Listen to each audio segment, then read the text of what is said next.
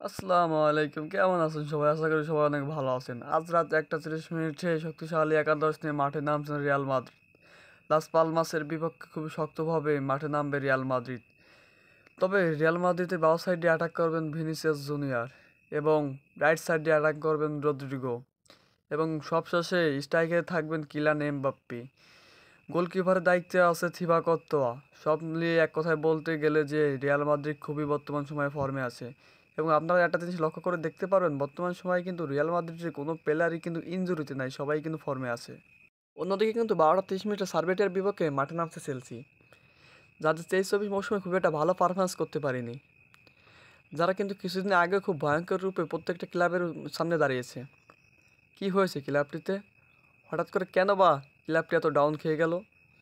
কেন বা তারা ভালো পারফরমেন্স করতে পারতেছে না, জানতে চায় পুরো বিশ্ব।